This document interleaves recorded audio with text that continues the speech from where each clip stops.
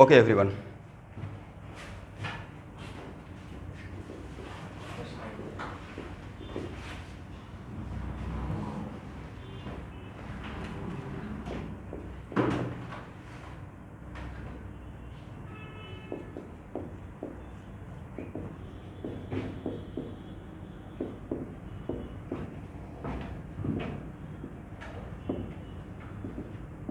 बहुत सिंपल सा एग्जांपल दे रहा हूँ।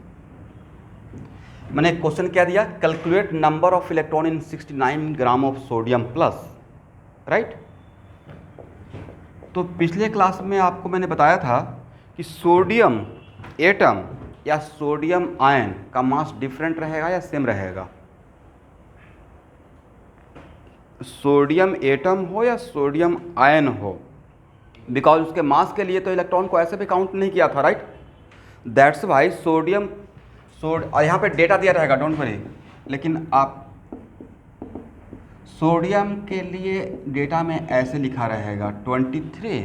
तो 23 का मतलब ये क्या है, बोलिए रिलेटिव एटॉमिक मास क्या है, और 23 AMU दिया रहेगा, मतलब it is the mass of one atom, and 23 ग्राम दिया रहेगा, मतलब it is the mass of 1 mole, molar mass, right. तो आपको मैंने क्या दिया, तो सर आपने बोला है ये calculate number of electron in 69 gram of Na+, इसका मतलब किसी भी तरीके से इतना ग्राम में अगर मुझे टोटल सोडियम पता चल जाए, सोडियम का आयन, तो हम लोग निकाल सकते हैं। कैसे, 1 सोडियम प्लस में कितना इलेक्ट्रॉन होता है, सोडियम का एटॉमिक नंबर 11 है, तो 1 सोडियम आयन में हाउ मेनी इलेक्ट्रॉन, एक चला गया ना, तो 10 बचा, तो एक एटम में 10 इलेक्ट्रॉन, तो 10 एटम में कितना इलेक्ट्रॉन, यूनिटरी मेथड, इस तरीके से सॉल्व कर लेंगे। तो सबसे पहले आपका टारगेट क्या रहना रहेगा, किसी भी तरीके से हम लोग इसका नंबर निकाल लें, राइट। बट आपको मास से पार्टिकल में कन्वर्ट करना है। कहाँ से कहाँ जाना है, मास से पार्टिकल, देन मास और पार्टिकल के बीच में ब्रिज का काम कौन करता है, मोल करता है। तो सबसे पहले मोल निकाल लेते हैं, राइट। समझ गए मेरे बात को। तो number of moles of Na+ कितना, तो number of moles of Na+ equal to how much, क्या लिख सकते हैं, मास बाय मोलर मास। और यहाँ पे आयनिक वेट बोले, आयन का वेट बोले या एटॉमिक वेट बोले, डिफरेंट वैल्यू रहेगा या सेम वैल्यू रहेगा, सेम वैल्यू रहेगा। तो 69/23 हाउ मच, 3, करेक्ट, लिखते जाइएगा। तो आपने मोल पे आ गया, तो क्या मोल का एक फार्मूला ये भी तो था, N/Na, number by Avogadro number, number by Avogadro number. तो क्या यहाँ से n निकाल सकते हैं, सर n × Na, और n कितना है, 3Na। अब बहुत सारे क्वेश्चन का देखिएगा अगर मेरे प्लेलिस्ट फाइल में, तो बहुत सारे बच्चे मुझसे पूछते रहते हैं, सर Na का वैल्यू पुट करके कैलकुलेट कर ले। तो मेरा आंसर है कि आपको मल्टीपल चॉइस में जिसके टर्म में आंसर रहेगा, अगर आंसर न्यूमेरिकल वैल्यू के टर्म में रहेगा तो 6.023 × 10⁻23 पुट कर लेंगे। बट समटाइम्स आंसर Na के टर्म में भी रहता है, तो जैसा आंसर रहेगा वैसा काम कर लेंगे। Is it right. अब बताइए आपके पास क्या हो गया, टोटल नंबर ऑफ क्या निकला है, Na+। तो क्या यहाँ से नंबर ऑफ इलेक्ट्रॉन निकाल पाएंगे एवरीवन, तो नंबर ऑफ इलेक्ट्रॉन कितना होगा, तो 1 सोडियम प्लस में 10 इलेक्ट्रॉन होता है, पता है कैसे, नहीं भाई ऐसे नहीं करना है। यहाँ पे इलेक्ट्रॉन कितना है, 11 प्रोटॉन है, 11 इलेक्ट्रॉन है, राइट। ये 0 चार्ज है, यहाँ पे सोडियम प्लस हो गया 1 सोडियम प्लस का मतलब इस पे कितना चार्ज, सोडियम प्लस पे आपसे कोई पूछेगा how much amount of charge present on 1 sodium plus, कैसे काम चलेगा,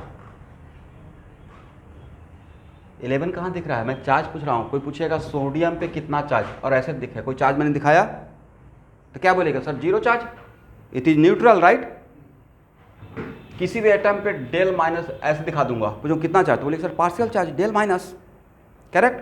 किसी भी एटम पे ऐसे दिखाऊंगा, क्या बोलेगा, partial positive charge, partial negative charge, partial positive charge. वैसे ही इस पे मैं पूछ रहा हूँ how much amount of charge, कितना दिख रहा है, अच्छा 2 प्लस देंगे तब क्या बोलिएगा? 2 प्लस चार्ज मतलब क्या? 2 चार्ज का क्या यूनिट है? कूलम। तो इस पे प्लस का मतलब क्या? बस सोचिए कि मैं नहीं जानता हूँ, मुझे पता करना है कि इस पे कितना अमाउंट ऑफ चार्ज है, तो आप क्या बोलेंगे? चार्ज का कुछ यूनिट तो लगाइएगा।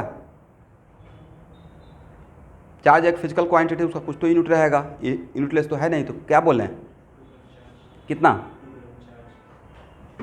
मतलब 2 कूलम चार्ज, राइट। आप इट इज़ वेरी इंपॉर्टेंट सारे बच्चों के लिए पता भी है कि 1 कूलम चार्ज कितना बड़ा चार्ज होता है। 1 कूलम चार्ज इतना बड़ा चार्ज होता है कि इस दीवार पे 1 कूलम और उस दीवार पे 1 कूलम अगर डाल दीजिएगा तो दीवार चलना स्टार्ट हो जाएगा। इतनी बड़ी चार्ज है 1 कूलम। कैसे? एक फार्मूला, कूलम फोर्स तो जानते होंगे। एक फार्मूला होता है 2 चार्ज पार्टिकल के बीच का फोर्स ऑफ अट्रैक्शन या रिपल्सन का। मैग्नीट्यूड में लिख रहा हूँ, लिखना नहीं है, सिर्फ समझिए। अभी एक फार्मूला है, आप लोग तो जानते होंगे फार्मूला, 1/4 Q1 Q2/r²। जैसे कैसे होता है ग्रेविटेशनल फोर्स ऑफ अट्रैक्शन, वैसे ही 2 चार्ज पार्टिकल के बीच में अट्रैक्शन भी होता है, रिपल्सन भी होता है। अनलाइक रहेगा तो अट्रैक्शन होगा, लाइक रहेगा तो रिपल्सन होगा। मान लेते हैं कि इस दीवार और उस दीवार के बीच में डिस्टेंस मान लीजिए मोटा मोटी 10 मीटर, 10 मीटर लेकिन फिर भी 10 मीटर मान लेते हैं। इसका वैल्यू होता है 9 × 10⁹ और इसका 1 कूलम ही मान लेते हैं, 1 × 1 और डिवाइडेड बाई 100, 10 का स्क्वायर कितना? 9 × 10⁷ मतलब मोटा मोटी 10⁸ न्यूटन। एक 1 पे 5 शून्य होता है, 50 मतलब 1 लाख, 6 हो गया तो 10 लाख, और 7 हो गया तो 1 करोड़, और 8 हो गया तो 10 करोड़ न्यूटन का फोर्स। समझ रहे? 10 करोड़ न्यूटन का फोर्स कितना लगेगा? भूकंप से भी ज़्यादा फील होगा, दीवार ऐसे चलना स्टार्ट हो जाएगा। That's why 1 coulomb charge is very weak charge, थोड़ा नहीं, very very weak charge. That's why capacitor में आप लोग के लिए, कैपेसिटर में देखते होंगे माइक्रो फैराडे में लेते हैं, राइट। वहाँ पे चार्ज भी माइक्रो कूलम में रहता है। तो देखिए कितना छोटा छोटा बात एक्चुअली हम लोग जानते हैं, बोलना भी चाहते हैं, बट रियल में नहीं बोलना चाहते हैं, या तो समझना नहीं चाहते हैं। यहाँ देखिए कितना छोटा सा बात था, ये बचपन से पढ़ते आ रहे हैं कि कोई भी सोडियम पे कुछ भी नहीं दिखाए तो न्यूट्रल है। क्यों न्यूट्रल है भाई? जबकि यहाँ पे प्रोटॉन भी है और इलेक्ट्रॉन भी है। सर एक प्रोटॉन एक इलेक्ट्रॉन को काउंटर करता है चार्ज को, राइट, कैंसिल करता है। That's why sodium plus sodium क्या है? कोई पूछेगा कि सोडियम में प्रोटॉन है तो इसको पॉजिटिवली चार्ज होना चाहिए था, तो सर उतना ही इलेक्ट्रॉन भी है, और 1 प्रोटॉन और 1 इलेक्ट्रॉन का चार्ज इक्वल है। Is it right? That's why neutral है। लेकिन यहाँ से एक इलेक्ट्रॉन अगर माइनस का मतलब एक इलेक्ट्रॉन चला गया, आपने एक यहाँ से एक इलेक्ट्रॉन चला गया, तो अब क्या बचा? 11 प्रोटॉन और 10 इलेक्ट्रॉन, 11 प्रोटॉन एंड 10 इलेक्ट्रॉन। तो 10 इलेक्ट्रॉन 10 प्रोटॉन को तो काउंटर किया, बट 11वां प्रोटॉन तो बचा रह गया। तो वो जो चार्ज आया है वो 1 ऑफ द प्रोटॉन का चार्ज है। कितने का है? 1। दैट्स वाई इसको पढ़ते हैं आज के बाद। यहाँ पे ऐसे कोई पूछेगा तो बोलना है 1 कूलम नहीं, 1 unit positive charge. Is it right? बहुत छोटा छोटा सा बात रहता है, लेकिन बच्चों को लगता है कि ठीक है तो जानते हैं, बट एक्चुअली फैक्ट है कि वो नहीं जानते हैं। और 1 यूनिट पॉजिटिव चार्ज का मतलब आज के बाद चार्ज ऑफ 1 प्रोटॉन। किसका चार्ज लिखना है? चार्ज ऑफ, लिखते कि नहीं है भाई? देखिए चार्ज ऑफ 1 प्रोटॉन, और चार्ज ऑफ 1 प्रोटॉन कितना होता है? 1.6 × 10⁻⁻19 कूलम। तो आज के बाद किसी भी एटम पे अगर ऐसे दिखाया रहेगा, सपोज कीजिए मैंने मैग्नीशियम 2+ लिख दिया, इसका मतलब पूछेंगे how much amount of charge on 1 magnesium atom, 1 magnesium ion. क्या बोलना है? 2 यूनिट पॉजिटिव चार्ज। और 2 यूनिट पॉजिटिव चार्ज का मतलब 2 प्रोटॉन का चार्ज, करेक्ट? 2 कूलम बोलना है या 2 प्रोटॉन का चार्ज बोलना है? 2 प्रोटॉन का चार्ज बोलना है। क्लियर हो गया ना आज के बाद? Okay everyone. तो मेरा अब यहाँ पे आपके पास सोडियम प्लस में कितना इलेक्ट्रॉन बचा हुआ है? 10 इलेक्ट्रॉन। तो 1 सोडियम प्लस में 10 इलेक्ट्रॉन है, तो आपका टोटल सोडियम प्लस पता है इतना नंबर है, राइट। तो क्या यहाँ से टोटल नंबर ऑफ इलेक्ट्रॉन निकाल लेंगे जो हम लोग का पर्पस था। तो टोटल नंबर ऑफ इलेक्ट्रॉन कितना हो जाएगा एवरीवन, बोलिए सर 10 इंटू एन मतलब 30 n। और अगर ऑप्शन में न्यूमेरिकल वैल्यू रहेगा तो कैलकुलेट कर लेंगे। This is the answer, right. Answer N के टर्म में रहेगा तो ऐसे लिखेंगे, आंसर न्यूमेरिकल वैल्यू रहेगा तो ऐसे लिखेंगे, ठीक है। यहां तक आप में से किसी को problem?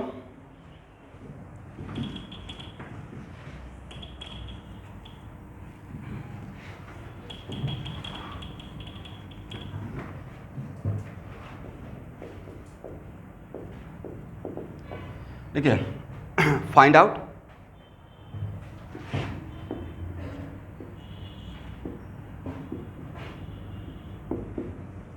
Total number of electron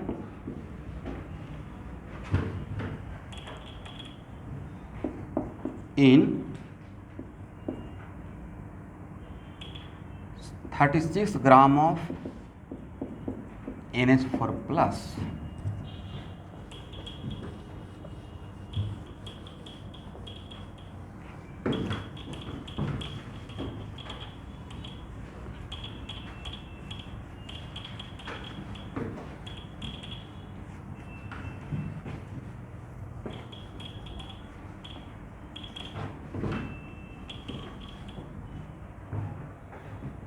कैसे निकलेगा?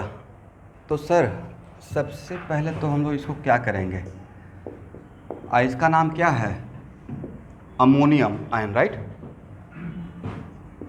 1NH4 plus contain how many electron? आप लोग आंसर दे सकते हो, कोई प्रॉब्लम नहीं है। 17 कैसे होगा भाई?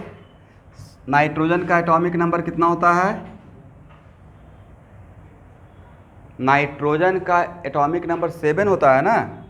तो नाइट्रोजन के पास 7 इलेक्ट्रॉन रहा होगा और 1 हाइड्रोजन के पास कितना, 1 electron.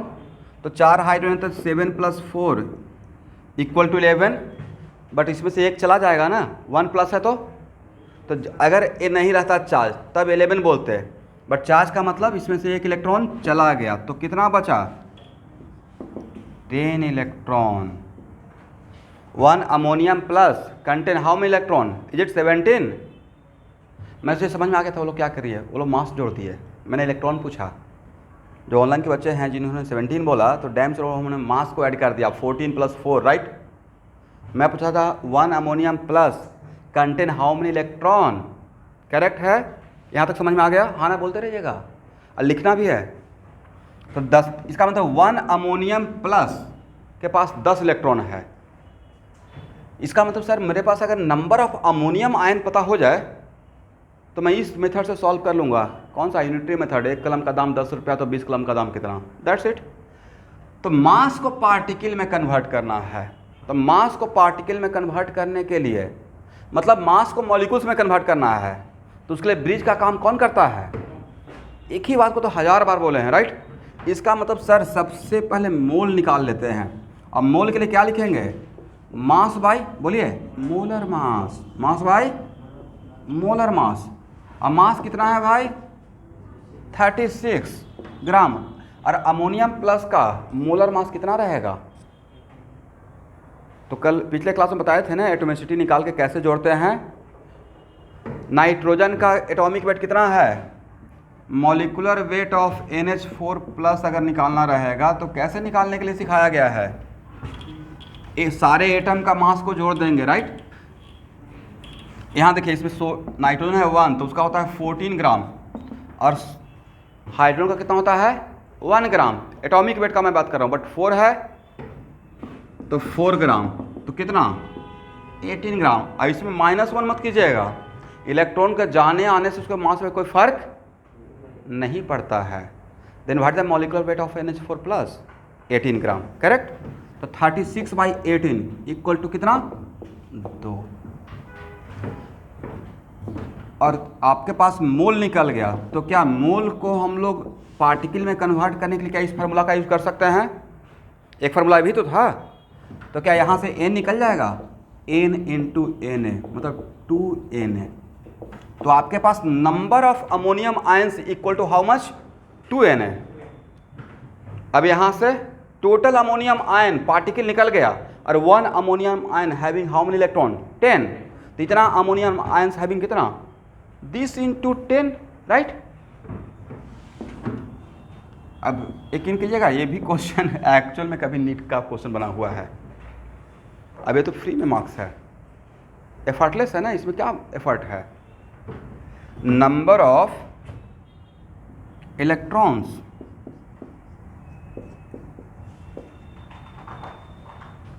Total number of electrons equal to 10 into 2Na मतलब 20Na, इज इट राइट?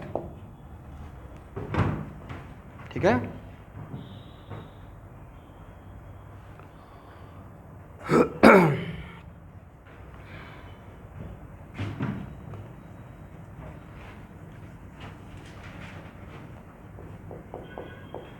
एक और मौका दे रहे हैं, ठीक है student.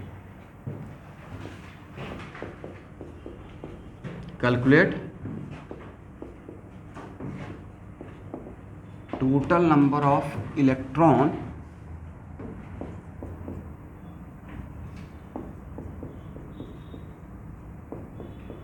In 48 gram of methane. अब इसको मैं सॉल्व नहीं करूँगा, यू हैव टू सॉल्व। मैं बस डेटा ये प्रोवाइड कर दूंगा। डेटा ये है कि कार्बन के लिए 12 और हाइड्रोजन का तो 1 जानते ही हैं। कार्बन का 12 जो लिखते हैं वो क्या लिखते हैं, रिलेटिव एटॉमिक मास। तो क्या यहाँ से उसका एटॉमिक वेट नहीं निकालेंगे, मोलर मास ग्राम लगाकर?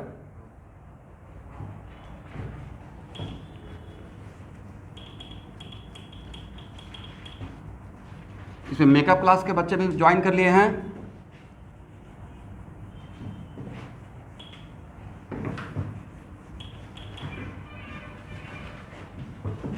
सारे टॉपिक जो आपका पहले से पढ़ाया गया है, सारे टॉपिक यहाँ पे कवर किया जाएगा। मेकअप क्लास एक एक क्लास में दिया जाएगा, बट वो मेकअप सेशन मॉर्निंग में ही रहेगा, तो आपको मैनेज करना है। और मुझे पता है कि आप लोग स्मार्टली मैनेज कर पाएंगे।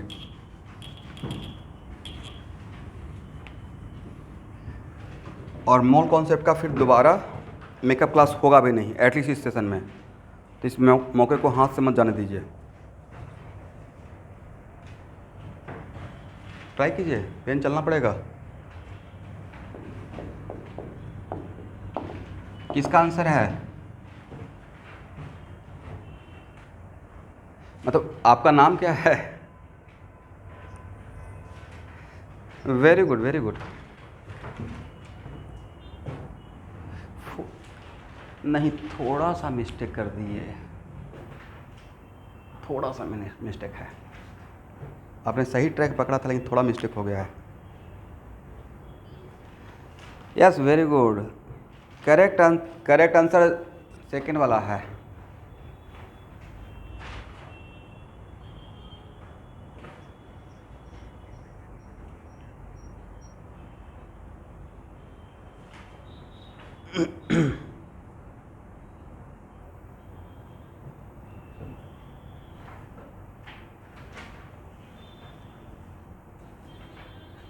माइंड ब्लैंक नहीं होना चाहिए। पेन चलाइए। पेन जब चलाना स्टार्ट कीजिएगा। कितना आंसर आया? 40। इसी टाइप का तो थर्ड प्रॉब्लम है। कहाँ पे प्रॉब्लम फंस गया?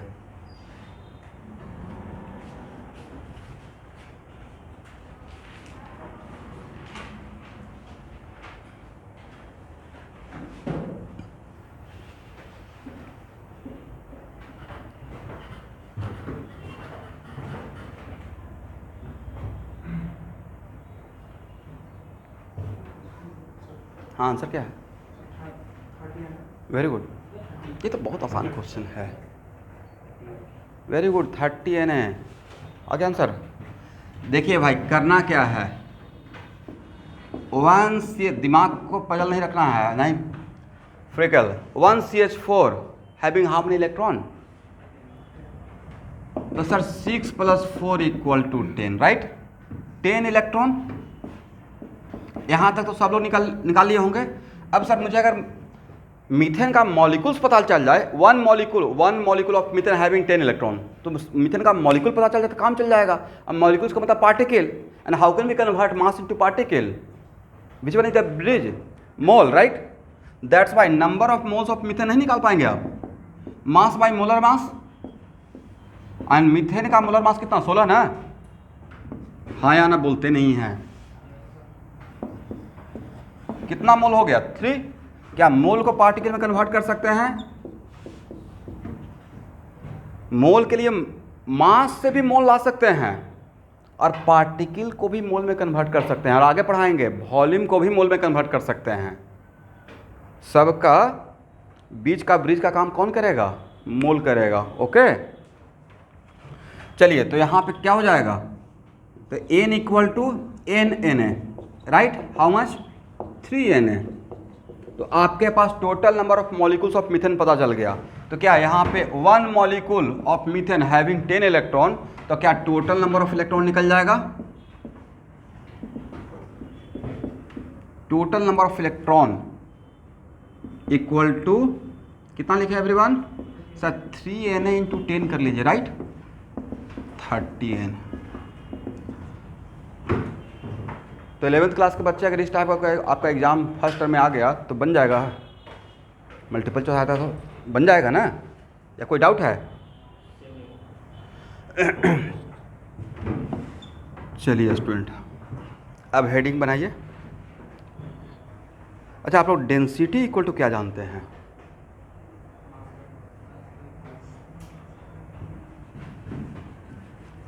Okay, mass by volume.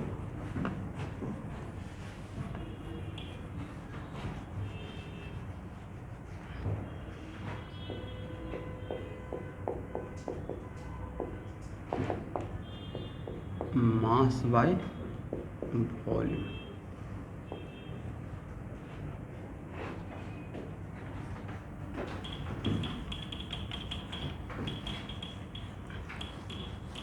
Volume का यूनिट क्या होता है, जरा आप लोग बता सकते हैं?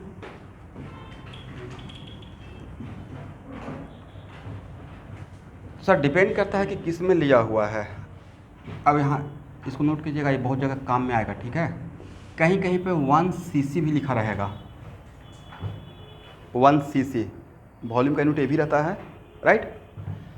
और 1 cc का मतलब होता है 1 cm³।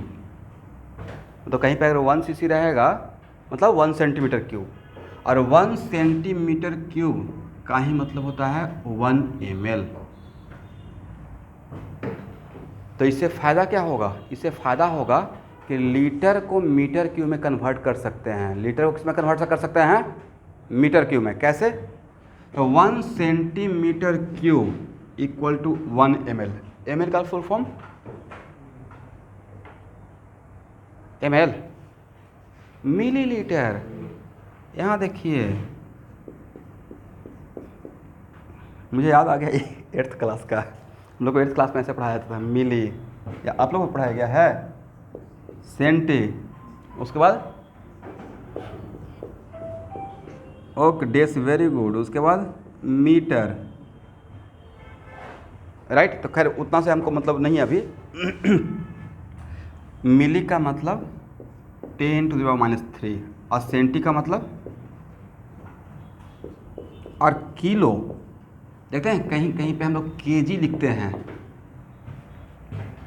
किलोग्राम मतलब 1000 ग्राम, 1000 ग्राम, राइट? बोलते रहते हैं केजी, कहीं बैठ के नहीं सोचे केजी का मतलब के क्या है। और सबसे इंटरेस्टिंग फैक्ट मैं बता रहा हूँ, आप लोग तो खैर ठीक है, आपसे भी महान मैं था। कैसे? मुझे बहुत बाद में पता चला, क्योंकि मेडिसिन में जो लाने जाते हैं टैबलेट, तो डॉक्टर लिखते हैं कि 250 mg का ले लीजिएगा। कितना mg का? 250 mg का। 250 mg का? तो मुझे लगता था कि कुछ है इन्फॉर्मेशन 250, आज तक आप लोगों को भी शायद लगा होगा। या बोलते हैं 500 mg का। बाद में ऑब्जर्व किएगा 250 mg का टैबलेट थोड़ा छोटा होता है और 500 mg का टैबलेट थोड़ा बड़ा होता है। ओके, ये जो mg था वो मिलीग्राम था। क्या था? मिलीग्राम, समझे? अब 500 mg मतलब ये भी क्या था? 500 मिलीग्राम mg का फुल फॉर्म था। तो होना भी चाहिए था, बड़ा टैबलेट रहेगा तो ज़्यादा खाएंगे तो ज़्यादा पावर का रहा। तो इसको हम लोग क्या बोलते थे? अच्छा, ज़्यादा पावर का है, 500 mg का है। बट मास के अकॉर्डिंग क्या था? 250 mg का देखिएगा टैबलेट तो छोटा रहेगा, 500 mg का थोड़ा बड़ा दिखेगा। बच्चे को देखते हैं छोटा छोटा टैबलेट देते हैं, कम पावर का देखते हैं। तो हम लोग बहुत सारा चीज़ हम लोग बोलते रहते हैं लेमन लैंग्वेज में। बहुत सारा चीज़ आज के डेट में आप बोल रहे हैं, काम भी चल रहा है लाइफ का, समझे नहीं है कि बोल क्या रहे हैं। फॉर एग्जाम्पल, पक्का अगर कोई पूछेगा आपसे कि रेलगाड़ी, अब पूछेगा आपने क्या बोला था, बोले सर हिंदी बोले हैं, राइट? आपने इंग्लिश बोला भाई। रेल क्या है? हिंदी टर्म है। गाड़ी भी तो इंग्लिश टर्म है। गाड़ी का हिंदी में रहे वाहन, राइट? और रेल तो इंग्लिश टर्म है। अब उसका हिंदी कोई अगर आप जाके बोल देंगे शुद्ध हिंदी तो कोई स्टेशन भी नहीं पहुंचाएगा। जाके अगर बोल दिया कि लौह पथगामिनी पकड़ना है, लौह पथगामिनी मतलब लोहे के रास्ते पे चलने वाला है, इतना कोई शुद्ध हिंदी जानेगा? Very few. तो हम लोग क्या हुआ, हम लोग इंग्लिश नहीं बोलते हैं, ना हिंदी बोलते हैं, इंग्लिश बोलते हैं। दोनों को मिक्सचर किए हुए हैं, right? Day to day life में। और हम लोग काम चलता है, ऐसा हो गया कि हम लोग बहुत साल अंग्रेज़ के गुलाम रहे हैं। कितना 1600 कुछ ईस्वी में आया था ना ईस्ट इंडिया कंपनी, तो 300 साल रह गए। तो उतना में हम लोग क्या हो गया, जेनेटिक्स में थोड़ा जीन में आ गया, वो मिला जुला के हम लोग काम चला लेते हैं। एनीवे, तो ये ऐसा कोई क्वेश्चन में रहेगा 250 mg, तो मतलब 250 इंटू 10⁻³ ग्राम मिली, समझ गए? किलो का मतलब 10⁻³ माइक्रो का मतलब क्या होता है? 10⁻⁻⁶। और मेगा का मतलब लिखना है, काम आएगा। और 10⁻⁶। पीको का मतलब क्या होता है?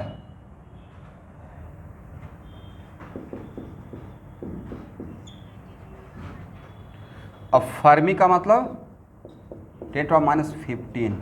ये सब इंपॉर्टेंट इन्फॉर्मेशन है, बॉक्स में कर लीजिए, यूज करूँगा, ठीक है?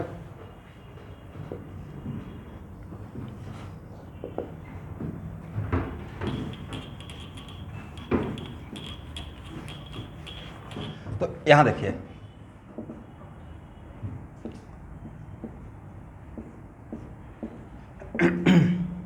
One centimetre cube equal to क्या था?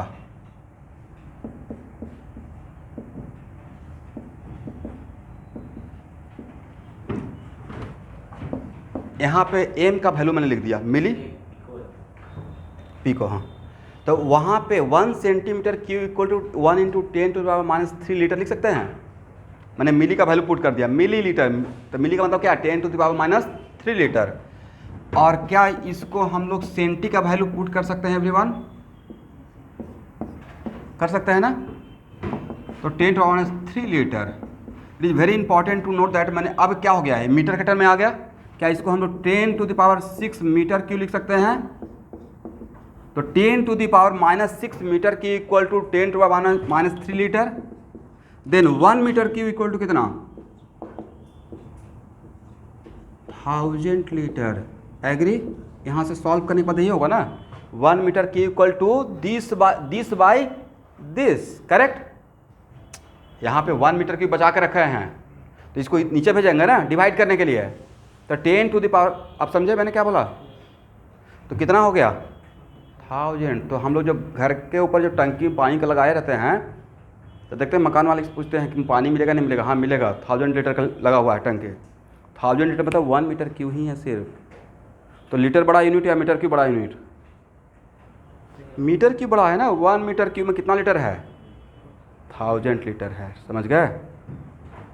तो अब कन्वर्सन हो जाएगा। कहीं पे मुझे वॉल्यूम का इसका रिक्वायरमेंट होगा तो आप कन्वर्ट कर पाएंगे केमिस्ट्री में या फिजिक्स में? ओके।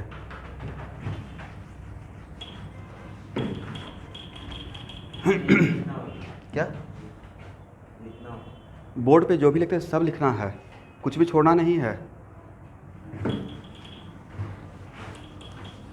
बोर्ड पे जो नहीं लिखने के लिए रहेगा वो मैं खुद बोल दूंगा कि नहीं लिखना है।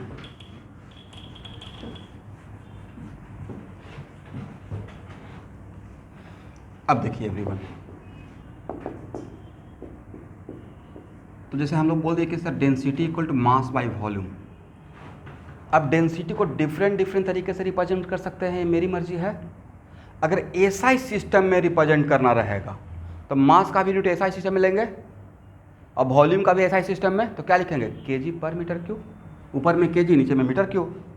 अगर मास ऊपर में ग्राम ले लिए और नीचे में लीटर ले लिया तो ग्राम पर लीटर रहेगा। अगर मास ऊपर में ग्राम ले लिया नीचे में वॉल्यूम एमएल में ले लिया तो क्या रहेगा ग्राम पर एमएल रहेगा।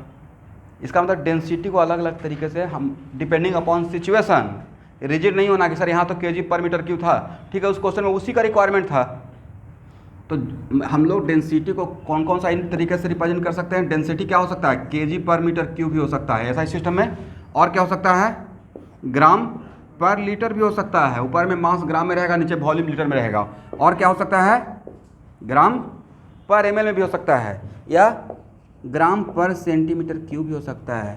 1 ml equal to 1 centimetre cube, is it right. लिखिए इस तरीके से हम लोग डेंसिटी को रिप्रेजेंट कर सकते हैं।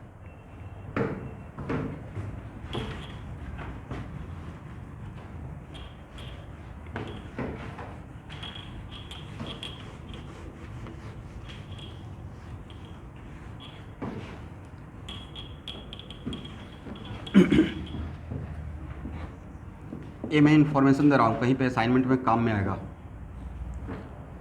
वाटर का डेंसिटी एट 4 डिग्री सी, बाद में जब आपको फिजिक्स में पढ़ाया जाएगा तो मैं पढ़ाऊँगा समझाऊँगा। ऐसे इन जनरल लिक्विड को घर में गर्म करते हैं,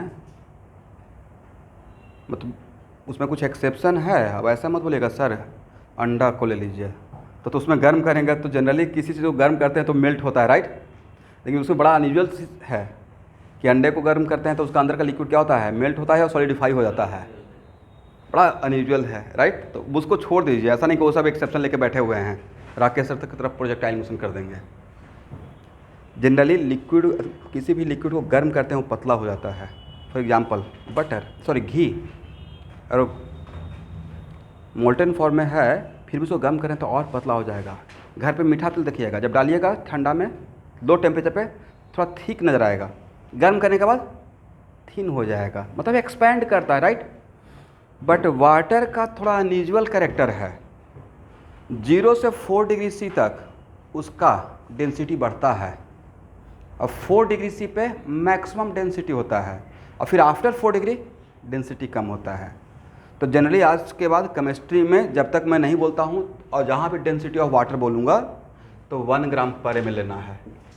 हाउ मच, एयर इन्फॉर्मेशन रखिए, एक प्रॉब्लम सॉल्व करने में हेल्प करेगा।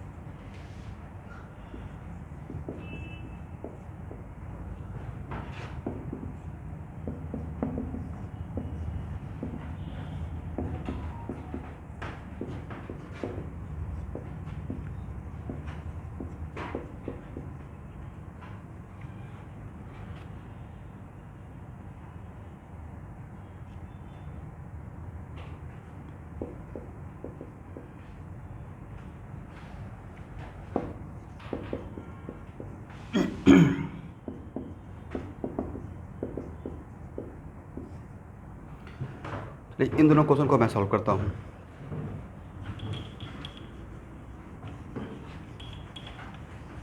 पहला क्वेश्चन क्या है, find total number of electrons in 36 ml of H2O right. और अभी जस्ट बताया थे कि अगर डेंसिटी ऑफ वाटर नहीं दिया रहेगा तो खुद से मान लीजिएगा कितना ग्राम, आज के बाद 1 ग्राम। तो सबसे पहले 36 ml of water liquid form में है, कौन सा फॉर्म, वेपर रहेगा तो मैं वेपर मेंशन करूंगा, लिक्विड फॉर्म में है। तो क्या यहाँ से मास निकाल लेंगे? फर्स्ट क्वेश्चन पहले सॉल्व करते हैं। Density equal to mass by volume, is it right? और डेंसिटी कितना है? 1 ग्राम पर ml। मास और वॉल्यूम कितना है स्टूडेंट? 36 ml। तो मास 36 ml में निकल जाएगा 1 ग्राम पर ml इंटू 36 ml। ml और ml आपस में कैंसिल, लास्ट में बचा क्या? ग्राम ना। इसका ये तो 36 ग्राम, राइट? तो अब तो मास निकल गया। और वाटर का 1 मॉलिक्यूल में how many electron? How many electron in 1 molecule of water? क्या? आज के बाद आंसर देने से पहले दिमाग चलाना है, कुछ भी नहीं बोलना है। सर क्या बोल रहे हैं? 10 सेकंड घुमाना है। How many electron in 1 water molecule? एक वाटर मॉलिक्यूल है। इस वाटर मॉलिक्यूल में, इसके एक मॉलिक्यूल में कितना मेंबर एटम का? 2 टाइप का ना, ऑक्सीजन और 2 हाइड्रोजन, राइट? आपने 1 आंसर दिया, इसका मतलब है कि 1 वाटर मॉलिक्यूल में कितना मॉलिक्यूल, ये नहीं पूछ रहा हूँ मैं, तो खुद ही बोल रहा हूँ 1 वाटर मॉलिक्यूल, राइट? इसमें कितना इलेक्ट्रॉन रहेगा? ऑक्सीजन में 8 और 2 हाइड्रोजन में 2, तो 8 यस 10, 10 होगा ना। आपने क्या सोच के 1 आंसर दिया? आंसर ऐसे तो कोई दे ही नहीं सकता है, कुछ तो दिमाग में चलता है। प्रोटॉन, प्रोटॉन भी बोलेंगे तब भी आंसर 10 होगा। ऑक्सीजन में कितना प्रोटॉन? 1 ऑक्सीजन में, वही तो एटॉमिक नंबर होता है ना। तो ऑक्सीजन में 8 प्रोटॉन और 2 हाइड्रोजन में 2 प्रोटॉन, तो टोटल मिला के कितना? थोड़ा पढ़ना स्टार्ट कर दीजिए, ऑलरेडी लेट है, ठीक है? आप जहाँ पे बैठे हुए हैं क्लास करने के लिए, बाद में पता चलेगा बहुत ही वेल डिफाइंड जगह पे हैं। बिजनेस यहाँ पे कम होगा, पढ़ाई ज़्यादा होगा। ये होता है ना कि बच्चे को अच्छा फील करा रहे हैं और सिखा कुछ नहीं, वो काम नहीं करता हूँ। लेकिन मेरा क्लास को समझने के लिए बहुत हार्ड वर्क करना पड़ेगा, जैसे तैसे तो हो ही नहीं सकता है। और जो अभी लाइट लग रहा है वो आगे चलते चलते बहुत इंटेंस क्लास हो जाएगा। और दूसरी बात है, अपने आप को समझा भी लेना है। साइंस ले लिए हैं, कोई आर्ट्स तो है नहीं कि रट्टा मार के पास कर जाइएगा, इसमें दिमाग लगाना पड़ेगा। चलिए, तो सर मास निकल गया। अगर मास से मैं वाटर का मॉलिक्यूल्स निकाल लूँगा तो मेरा काम बन जाएगा। 1 मॉलिक्यूल हैविंग इतना इलेक्ट्रॉन, तो क्या मोल नहीं निकाल सकते हैं? कैसे? Sir mass by molar mass, right? Water का मोलर मास कितना? 18। वाटर का मोलर मास, तो ऑक्सीजन का एटॉमिक वेट 16 और हाइड्रोजन का एक का 1, तो 2 हाइड्रोजन है, तो कितना हो जाएगा? 18 ग्राम ना। पिछले क्लास में तो सिखाए थे कि कैसे मोलर मास निकालते हैं मॉलिक्यूल्स का, इज इट राइट? तो कैसे निकालते हैं? सारे उसमें जितना एटम है उसका एटॉमिक वेट को जोड़ देते हैं, एग्री? तो वाटर का मॉलिक्यूलर वेट निकालने के लिए उसमें जितना भी एटम है सबका एटॉमिक वेट जितना जितना है, तो यहाँ पे 1 एटम है ऑक्सीजन का, तो उसका एटॉमिक वेट 16 लेंगे। और 2 एटम है हाइड्रोजन का, तो 2 into atomic weight of hydrogen, agree? मान लेते हैं आपके लिए A2B3C4 एक कोई मॉलिक्यूल है, करेक्ट? या इसको जस्ट इसी एग्जाम्पल को लेते हैं। इसका आपको मॉलिक्यूलर वेट निकालना है।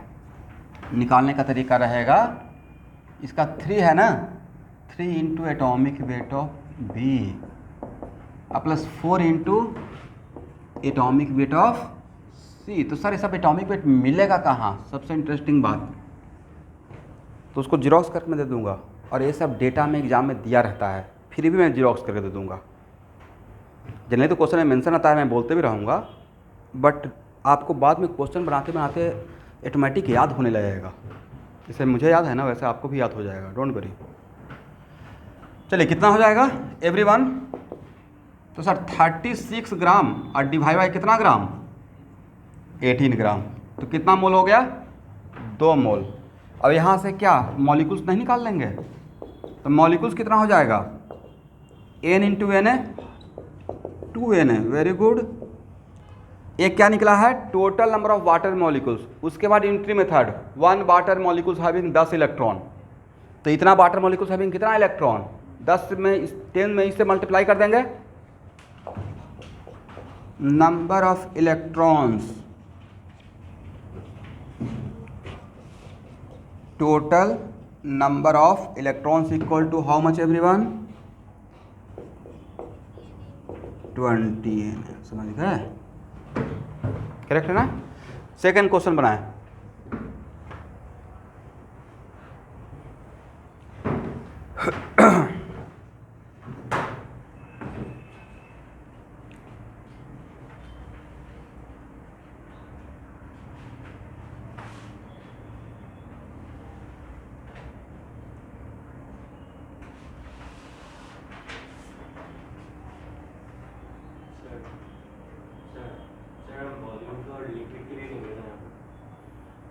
देखिए जनरली अगर वाटर लिख रहे हैं और कुछ मेंशन नहीं किए हैं तो उसको लिक्विड ही मानिए, वेपर है तो मैं वेपर मेंशन कर दूंगा। हाँ लिक्विड, वाटर का बोल रहा हूँ तो सबका नहीं, लेकिन वाटर का लिक्विड लीजिएगा जब तक मैं मेंशन नहीं किया हूँ क्वेश्चन में। हाँ स्टूडेंट बोलिए।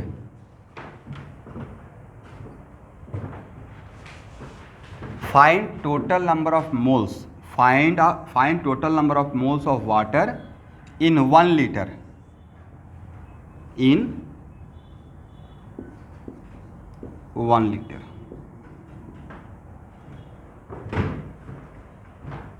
तो सबसे पहले आप क्या करेंगे, मोल निकालने के लिए तो मास निकालना पड़ेगा, मोल निकालने के लिए क्या निकालना पड़ेगा, मास। अब मास नहीं निकल जाएगा, डेंसिटी दिए हुए हैं तो, then how much mass of water in 1 litre, निकालिए भाई।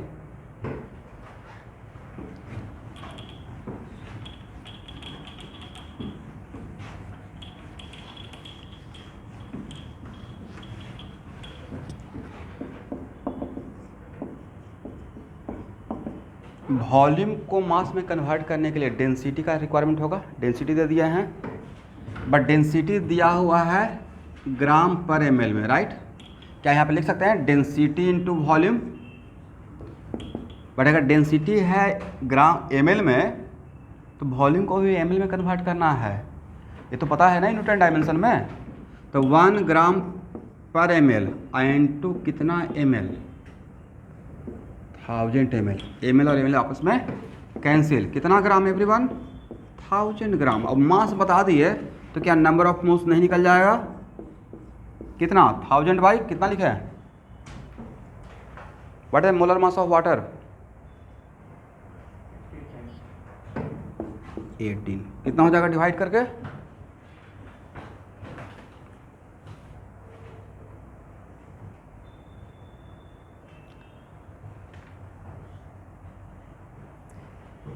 एक कैसे आया समझ में आया आपको, 1 लीटर को ml में कन्वर्ट कर दिया, तो 1 लीटर इक्वल टू कितना ml, 1000 ml। क्यों कर दिए, तो सर डेंसिटी था ग्राम पर ml में, दैट्स वाई मैंने मुझे वॉल्यूम को किस में कन्वर्ट करना पड़ा, ml में, अदरवाइज ml को लीटर्स में डिवाइड नहीं करते, राइट। ये वैल्यू कैलकुलेट कर कितना, बिल्कुल कैलकुलेटर का यूज नहीं करना है, स्पीड स्लो हो जाएगा, 55.56, राइट।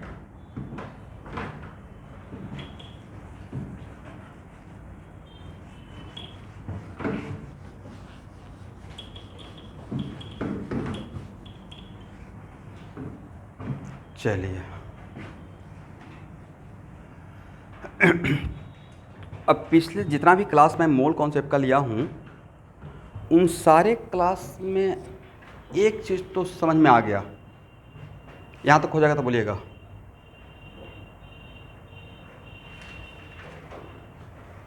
हो गया एवरीवन, ऑनलाइन बच्चे,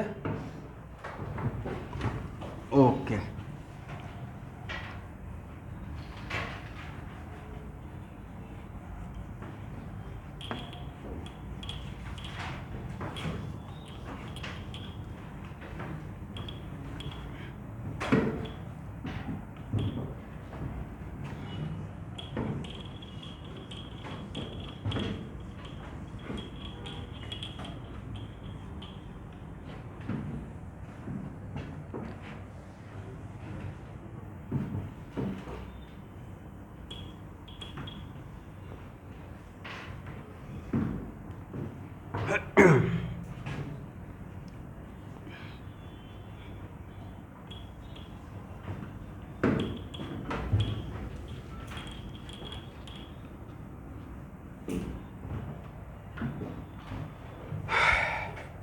अब यहाँ देखिए,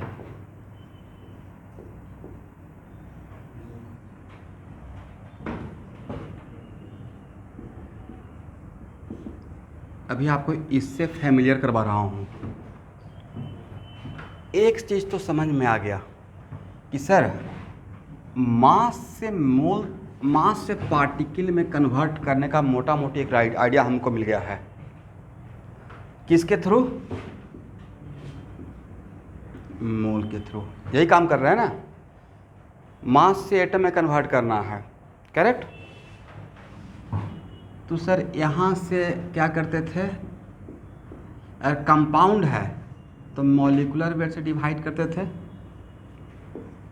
या अगर एलिमेंट है तो एटॉमिक वेट से डिवाइड कर देंगे, राइट? जैसा भी सिचुएशन रहेगा वैसा काम करेंगे।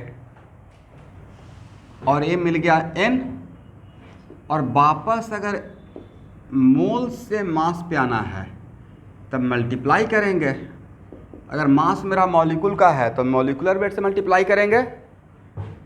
अगर मेरा मोल मॉलिक्यूल्स का है और मास निकालना है तो किससे मल्टीप्लाई करेंगे?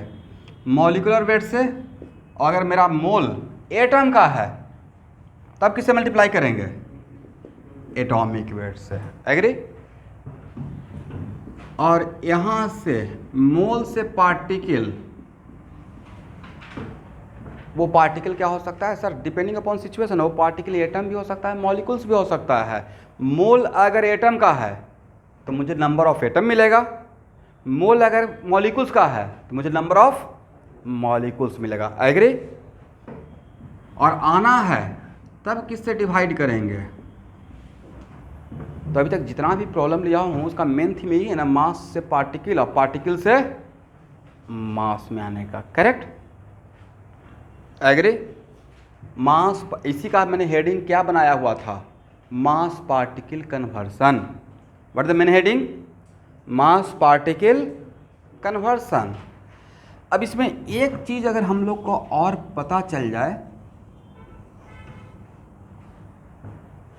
वॉल्यूम को पार्टिकल में कन्वर्ट करना है। वॉल्यूम को क्या? पार्टिकल में। और स्पेशली फॉर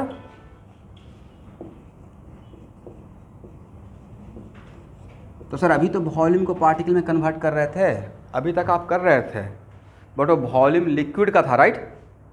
लेकिन अगर वॉल्यूम ऑफ गैस, मैं गैस सपोज कीजिए कि मैंने बोल दिया कि 10 litre of oxygen gas, how much litre? 10 litre of oxygen gas को किस में कन्वर्ट करना है? नंबर, क्वेश्चन ऐसे रहेगा, how many number of molecules of oxygen in 10 litre of oxygen. तो सर इसका मतलब वॉल्यूम से पार्टिकल आप पूछ रहे हैं, या ऐसे पूछेंगे how much mass of 10 litre of oxygen, मतलब वॉल्यूम से, volume of gas, in liquid की बात नहीं कर रहा हूँ, वॉल्यूम ऑफ गैस से मास पे आना है या वॉल्यूम ऑफ गैस से पार्टिकल पे आना है, इज इट राइट? तो यहाँ भी ब्रिज का काम कौन करेगा? मोल। इसका मतलब 3 जगह है, करेक्ट?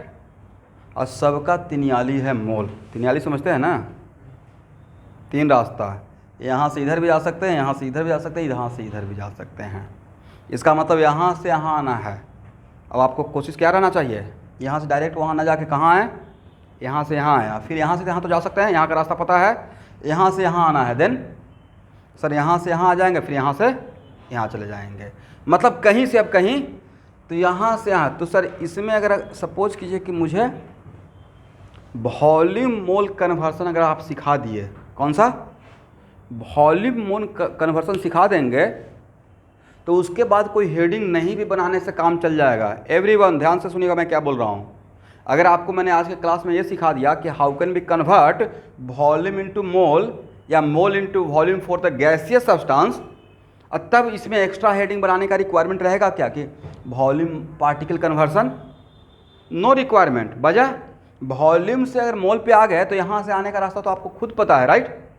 वॉल्यूम से अगर वॉल्यूम, और इसी में एक देखिए अब होता क्या है ना कि जनरली बच्चे रट्टा मारना स्टार्ट करते हैं, पहले बैठ के समझने का रिक्वायरमेंट है, दिमाग ठंडा करके, right?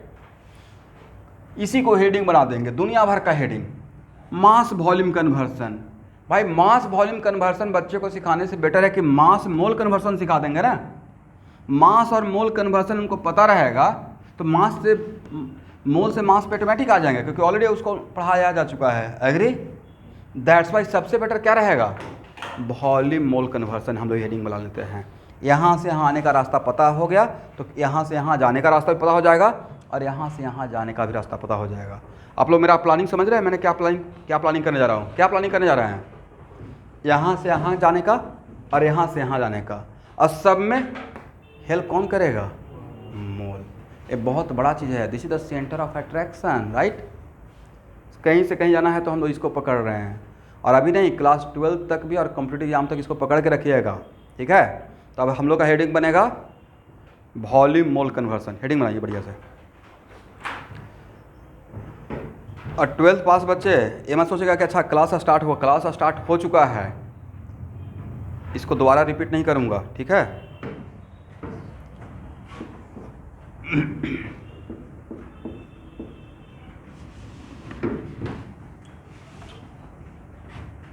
Volume mole conversion.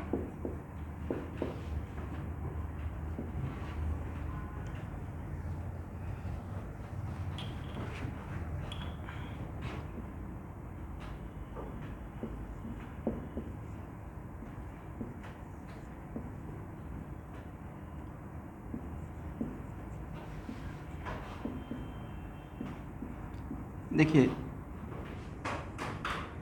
Actual में इसमें सबसे पहले इस आज से बहुत साल पहले इसका नाम था हाइपोथेसिस, बट हाइपोथेसिस और लॉ में क्या है डिफरेंस? जैसे आज के डेट में आपने बोल दिया भविष्यवाणी, आपने कुछ प्रेडिक्ट किया, राइट, कुछ डेटा कलेक्ट करके कुछ आपने काम किया और आपको एक सर्टेन स्टैटिक्स मिल रहा है, तो आप गेस कर रहे हो कि आज से 100 साल पहले, आफ्टर 100 ईयर्स, 100 साल बाद शायद पेट्रोल डीजल नहीं रहेगा, इतना ना खर्च हो रहा है, और सारा सिस्टम सोलर सिस्टम पे हो जाएगा।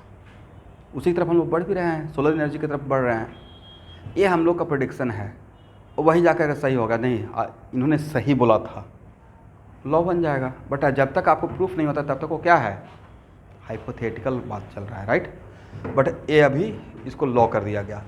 तो इसमें सबसे पहले लॉ किनका आया? एवोगाड्रो का। लिखिए, according to this law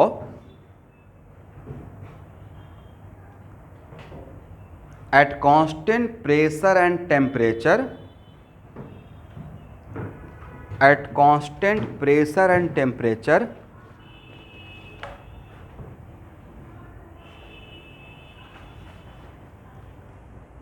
equal volume of any gas, equal volume of any gas having same number of molecules, same number of molecules। मैं मॉलिक्यूल्स का बात कर रहा हूँ, लेकिन अब यहाँ पे आप एक बात है कि अब देख लीजिएगा, अगर हीलियम का बात करेंगे तो एटॉमिक फॉर्म में है, तो उसके लिए एटम का बात करेंगे, करेक्ट। चलिए, कौन सा गैस, मैंने किसी गैस का नाम लिया, एनी गैस, तो आप बोलिएगा सर लेकिन कंडीशन क्या है? कंडीशन को अंडरलाइन कीजिए। यस, कांस्टेंट क्या रखना है? Pressure and temperature is keeping constant. इसका मतलब है कि same constant pressure and temperature पे किसी भी गैस का सेम वॉल्यूम लेते हैं तो उन दोनों गैस में नंबर ऑफ मॉलिक्यूल्स क्या मिलेगा? For example, it is very important to note that कि 10 लीटर O2 है और 10 लीटर CO2 है, और इसका प्रेशर P1 और T1, और इसका भी प्रेशर P1 और T1। इसका मतलब दोनों कंटेनर का वॉल्यूम मैंने सेम रखा, अब प्रेशर और टेम्परेचर भी सेम रखा। अब तब पूछेंगे number of molecules of O2 अगर N1 है और इसका number of molecules of CO2 अगर N2 है, तो अकॉर्डिंग टू दिस लॉ क्या N1 इक्वल टू N2 बोल सकते हैं? अभी तो जस्ट लॉ लिखवाया है, ये मेरा स्टेटमेंट नहीं है भाई, ये तो मुझे नोबेल प्राइज मिल जाता उस टाइम। ये है वॉर्डरो का law, at same pressure and temperature equal volume of any gas having different number of molecules या same number of molecules, same number. तो अगर इसका N1 मानते हैं उसका N2 मानते हैं, तो N1 equal to N2 according to which law? लिखिए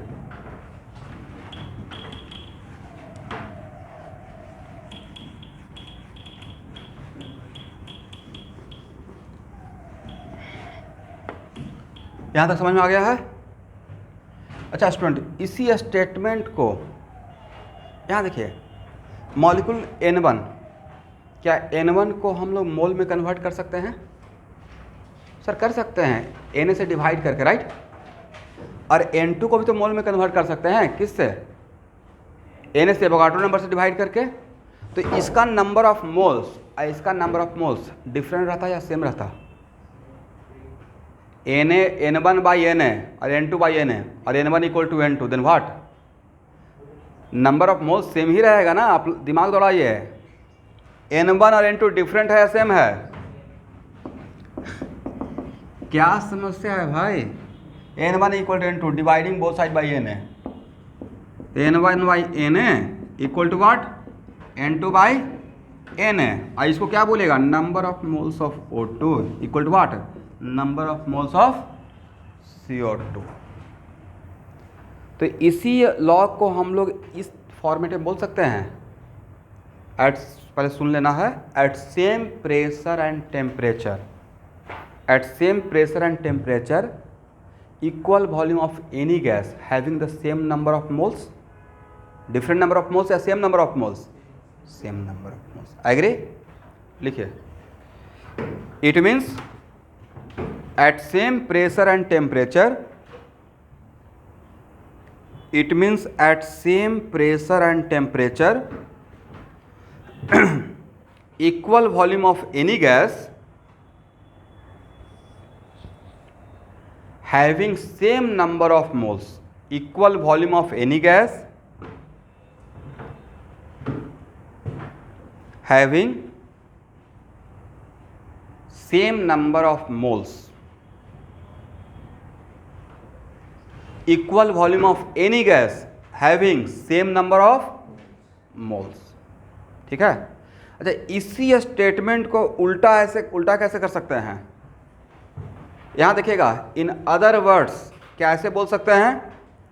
same number of molecules of any gas, मेरे बात को ध्यान से सुनिएगा, same number of molecules of any gas eight same pressure and temperature having same volume. Statement को देखिए ना, वॉल्यूम सेम है तो मॉलिक्यूल सेम बोल रहे हैं, तो मॉलिक्यूल अगर सेम रहेगा तो वॉल्यूम सेम होगा। रिवर्स स्टेटमेंट ये भी तो हो सकता है, कहीं पे हो सकता है कि मैंने ये पढ़ा के भेज दिया और आप बुक NCERT देखना शुरू कर दिया और उसमें ऐसे लिखा हुआ है सेम नंबर ऑफ मॉलिक्यूल्स और एटम्स। तो सर एटम यहाँ पे क्यों बोल रहे हैं? तो कुछ नेचर में गैस ऐसा है जो एटॉमिक फॉर्म में रहता है। For example helium, neon, right, monoatomic है। तो जो जैसे है उसके लिए मैं बात कर रहा हूँ। तो same number of molecules of any gas at constant pressure and temperature, at what? Constant pressure and temperature having different amount of volume या same volume? Same volume. Volume same था, मॉलिक्यूल सेम हो गया। Molecule same रहेगा तो volume, इसका reverse statement तो यही रहेगा ना। आप समझे मैंने क्या बोला? तो लिखिए एक लाइन, इन अदर वर्ड्स, इसी लॉ का दूसरा format, in other words same number of molecules of any gas, in other words same number of molecules of any gas को अंडरलाइन कर देना है, eight constant pressure and temperature, eight constant pressure and temperature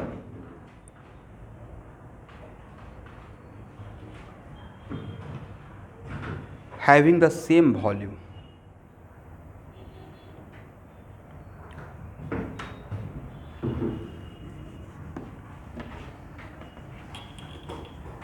Okay everyone.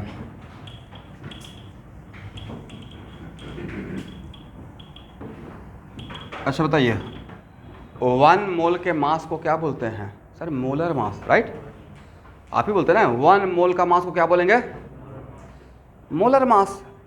तो 1 मोल का volume को क्या बोलिएगा? Molar volume. 1 मोल के मास को बोलते हैं मोलर मास। बड़ा सिंपल टर्म है, उसमें बच्चे घूम रहे हैं। मोलर वॉल्यूम क्या है भाई? बोल रहे, आप ही तो बोल रहे हो, पूरा टर्म ही बोल दिए हो। मोलर वॉल्यूम, 1 मोल का वॉल्यूम, राइट? तो मेरा क्वेश्चन निहार से है कि 1 मोल हाइड्रोजन गैस का वॉल्यूम कितना? या आप में से कोई भी आंसर दे सकते हैं? 1 मोल हाइड्रोजन गैस का volume? What is the volume of 1 mole of hydrogen gas?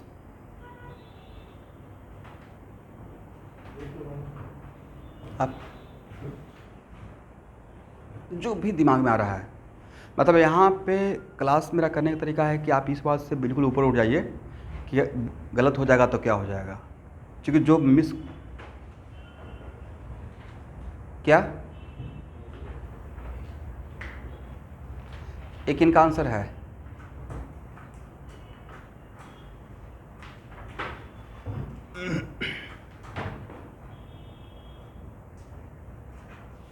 Okay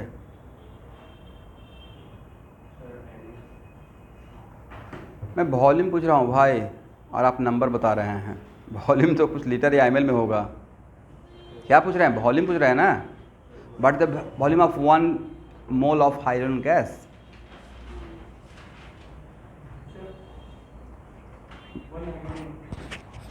कितना?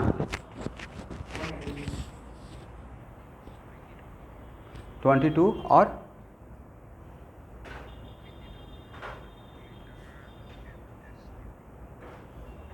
देखिए, पहला बात, आप में से बहुत लोग 22.4 लीटर नाम सुने होंगे, बड़ा स्टैंडर्ड वैल्यू है। हम सुने हैं 22.4 लीटर? नहीं सुने हैं। तो आप लोग के लिए माफ़ है, बट जो बच्चे 11-12 करके आए हैं उनको तो सब कुछ आइडिया होना चाहिए, एटलीस्ट थोड़ा बहुत तो आइडिया होना चाहिए। तो फर्स्ट थिंग कि मेरा क्वेश्चन ही गलत था। क्वेश्चन कैसे गलत था?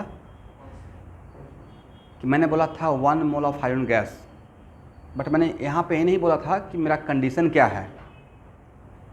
आई am not giving the complete information कि what the pressure and temperature, what the pressure and temperature, right? क्योंकि हो सकता है कि एक सिलेंडर है और यहाँ पे पिस्टन लगा हुआ है और एक गैस है, राइट? मान लेते हैं इसमें 1 मोल ही है। अब इसको फोर्स लगाकर इसको प्रेस कर देंगे, अब बिल्कुल टाइट पिस्टन है, यहाँ से कुछ लीकेज ऑफ गैस नहीं हो सकता है, एग्री? तो इसको अगर प्रेस कर देते हैं तो ये तो गैस कंप्रेस होकर यहाँ तक आ गया। इसका मतलब सर प्रेशर कम और ज़्यादा करने से वॉल्यूम कम ज़्यादा हो सकता है, राइट? तो पहला चीज़ तो सीखे, क्योंकि किसी भी गैस का वॉल्यूम आज के बाद सर पूछेंगे तो उनको कंडीशन देना पड़ेगा। विदाउट नोइंग द कंडीशन हम लोग नहीं बता सकते हैं, एग्री? मतलब मेरा क्वेश्चन पहले तो इनकम्प्लीट था, मैं जानबूझ के इनकम्प्लीट। एक्चुअली मैं सर आपने पूछा क्यों, तो मेरा क्वेश्चन पूछने का मेन थीम था कि इसमें से मैं जो होप था कि 1 मोल ऑफ हाइड्रोजन गैस बोलते ही मुझे लग रहा था कि 99% बच्चे 22.4 लीटर बोलेंगे, क्योंकि कुछ चीज़ होता है ना कि एकदम इनर्सिया में बैठ जाता है दिमाग में। तो जनरली बच्चे जो रहते हैं 10th क्लास से 11th क्लास में जाते हैं तो 1 मोल बोलते ही वो मोलर वॉल्यूम के लिए ए बोलते रहते हैं 22.4 लीटर। तो 50% करेक्ट होते हैं, 50% रॉन्ग होते हैं, क्योंकि मैंने यहाँ पे तो कंडीशन नहीं दिया। तो एक्चुअली ए एट एसटीपी एक कंडीशन होता है, नाम सुने हैं? STP standard temperature and pressure, full form क्या है? Standard temperature and pressure. Gas के लिए एक सेट किया गया है, ये कंडीशन क्या है? ये 9th क्लास 10th क्लास में भी ये सब आता है या नहीं आया है? कोई बात नहीं है, नहीं आया है तो आज के बाद एसटीपी का मतलब क्या फुल फॉर्म लिखना है? तो ये गैस के लिए, किसके लिए? गैस के लिए एसटीपी का मतलब 0 डिग्री सी एंड 1 atm। कितना? 0 डिग्री सी एंड प्रेशर को मेजर करने के लिए बहुत सारा यूनिट है, उसमें वन ऑफ द यूनिट है एटीएम। ठीक है, प्रेशर किससे मेजर करते हैं? कुछ तो इक्विपमेंट होगा, पल्स मेजर करने के लिए इक्विपमेंट आया है ना मार्केट में, कोरोना में तो बहुत सेल हुआ है, राइट। ब्लड प्रेशर चेक करने के लिए भी इक्विपमेंट होता है, कुछ लगाते हैं ऐसे ग्रीन कलर का डॉक्टर लोग। वैसे प्रेशर भी मेजर करने के लिए बैरोमीटर, याद रहेगा आज के बाद। प्रेशर मेजर करने के लिए कौन सा मीटर? बैरोमीटर। ठीक है, तो आप जहाँ पे हैं वो किस एटमॉस्फेयर में आप रहते हैं? जनरली मोटा मोटी ग्राउंड पे जहाँ पे हम लोग हैं वो है 1 atm। ग्राउंड पे, धरती का जस्ट ग्राउंड पे 1 atm। जैसे जैसे ऊपर जाते हैं प्रेशर ज़्यादा होता है या कम होता है? भाई कम होता जाता है यार, कम हो रहा है ना। यस, आफ्टर 32 किलोमीटर बोलते हैं वैक्यूम है, मतलब आफ्टर 32 किलोमीटर मोटा मोटी मान के चलिए एयर नहीं है। तो जैसे जैसे ऊपर जाते हैं देखते हैं एकदम पहाड़ पे जाइएगा तो सांस लेने में दिक्कत होता है, वजह ऑक्सीजन में कमी हो रहा है, तो वहाँ पे ऑक्सीजन सिलेंडर लेके लोग जाते हैं। एनीवे, तो STP 0 degree C and 1 atm।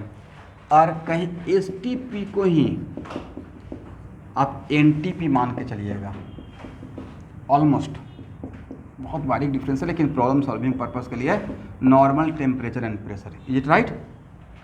STP को ही क्या मानना है? एनटीपी। कहीं कहीं पे ये भी लिखा रहेगा आरटीपी, मतलब room temperature and pressure. Room temperature and, जैसे अभी आप जो हैं मोटा मोटी जब लैब में, घर में, तो जनरली हम लोग किस में रहते हैं? Normal condition. तो नॉर्मल कंडीशन क्या है? एसटीपी 0 डिग्री पर रहिएगा, आइस बन जाएंगे ना भाई। तो आरटीपी क्या है? Room temperature and pressure. तो रूम टेम्परेचर एंड प्रेशर मोटा मोटी मान के चलते हैं 20 से 22 डिग्री, बाहर निकलेगा तो यही रहेगा। अब प्रेशर 1 atm, लैब का जो प्रेशर है, correct. Room temperature and pressure.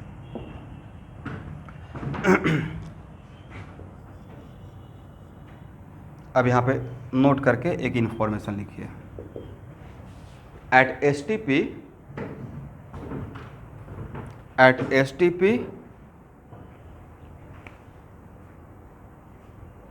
1 mole of any gas. तो एक मिनट, सारे गैस के लिए मैंने कंडीशन सेम कर दिया, एसटीपी, राइट। और सारे गैस के लिए 1 मोल ही ले रहा हूँ, तो डिफरेंट वॉल्यूम रहेगा या सेम वॉल्यूम रहेगा? According to Avogadro law same volume रहेगा ना। तो at STP 1 mole of any gas having volume 22.4 litre, ये बहुत स्टैंडर्ड वैल्यू है। ठीक है, कितना लीटर?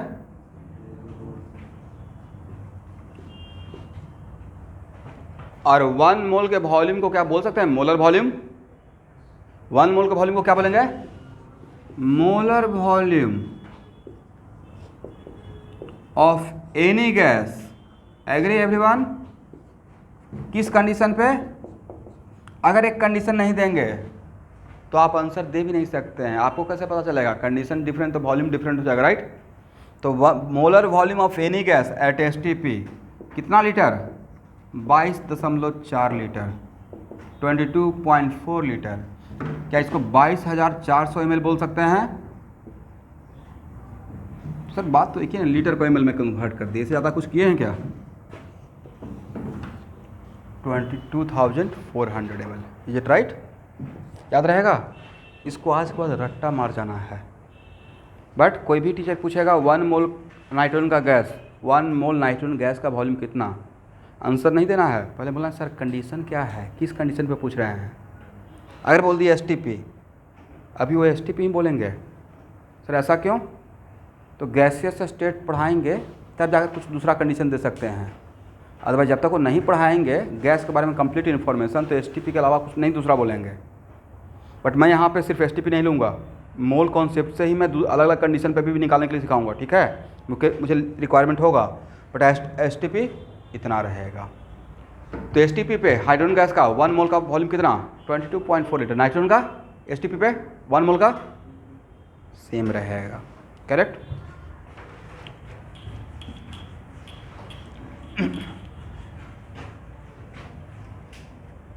अच्छा, टेम्परेचर का बहुत सारा स्केल है। जो फीवर चेक करते हैं थर्मामीटर से, वो किस में दिखाता है?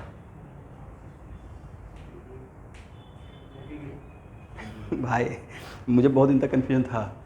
हम लोग जैसे बोलते रहते ना 101 फीवर है, तो 101 फीवर मतलब जनरल होता है 101 डिग्री। अब वो लोग बोलते भी हैं 101 डिग्री फीवर है, गांव में जाइएगा तो ऐसे ही बोलेंगे 101 डिग्री फीवर है। भाई डिग्री सी में रहेगा तो समझते हो उबाल हो जाएगा, बॉयल हो जाएगा, राइट? 100 डिग्री का वाटर में जाके नहा लीजिए तो पता चल जाएगा। तो फ़ारेनहाइट में रहता है, डिग्री सी में नहीं रहता है। Is it clear?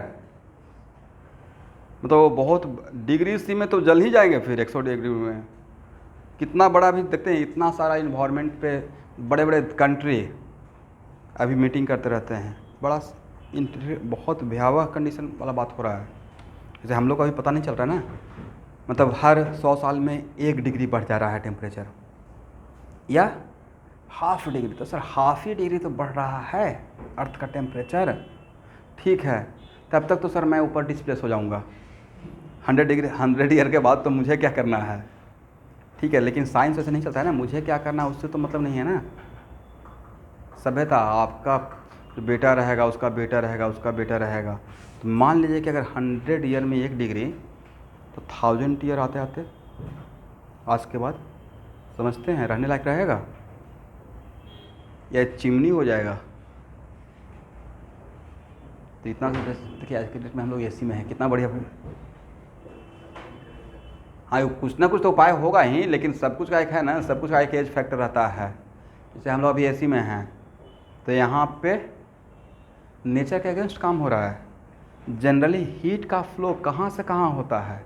High temperature से लो टेम्परेचर, राइट? हीट का फ्लो कहाँ से कहाँ होता है? हाई टेम्परेचर से लो। करंट का फ्लो हायर पोटेंशियल से। AC क्या करता है? उल्टा काम कर रहा है, अंदर के गर्मी को बाहर फेंक रहा है।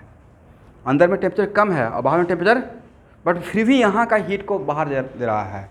ये नेचुरल है या नेचर के अगेंस्ट है? खुद से हो सकता था? नहीं। तो कौन काम कर रहा है? पंप सेट, कंप्रेसर, जो AC का बाहर में लगा हुआ है कंप्रेसर। इसका मतलब लो टेम्परेचर से हाई टेम्परेचर पर भी हीट का फ्लो होता है, बट करवाना पड़ता है खुद से, नेचर का ही नहीं प्रोसेस था।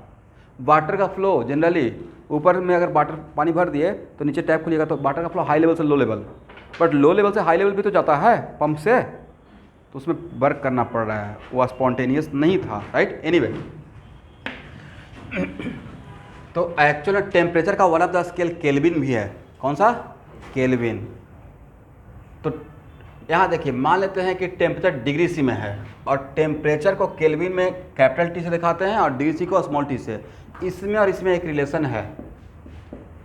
अगर टेम्परेचर डिग्री सी में दिया हुआ है तो केल्विन में कन्वर्ट करने के लिए ऐसे लिखते हैं, ठीक है एवरीवन? अगर टेम्परेचर डिग्री में रहेगा तो केल्विन में इस फार्मूला से कन्वर्ट करेंगे, K स्टैंड फॉर केल्विन। तो फॉर एग्जांपल 0 डिग्री सी मतलब कितना केल्विन? इस फार्मूला को लगाइए, 273 plus 0 kelvin, right? 273 kelvin. 100 degree C मतलब कितना केल्विन? 373। 27 डिग्री सी मतलब कितना केल्विन? 300 केल्विन। 300 केल्विन। तो क्या किसी भी डिग्री को इसमें कन्वर्ट कर सकते हैं? इस फार्मूला से केल्विन में लिख लीजिए। ओके एवरीवन, तो यहाँ से ही क्लास को मैं कंटिन्यू करूँगा। आज के लिए इतना ही, ठीक है। जस्ट एक continue. Okay everyone, but 12th class के 12th पास बच्चे मंडे से क्लास मिस मत कीजिएगा। मंडे से प्रॉपर आपको संडे शाम तक आपको रूटीन मिल ही जाएगा। कल ही मैं रूटीन फाइनल करूँगा, बट वो रूटीन ऊपर नीचे हो सकता है, चेंज हो सकता है, इन्हें एक सारे फिक्स कर देंगे। दूसरे बैच का रूटीन फिक्स हो सकता है। आपका सिलेबस मुझे बहुत कम टाइम में कवर करना है, तो जैसा मौका रहेगा उसके अकॉर्डिंग क्लासेस ज़्यादा हो सकता है, ठीक है।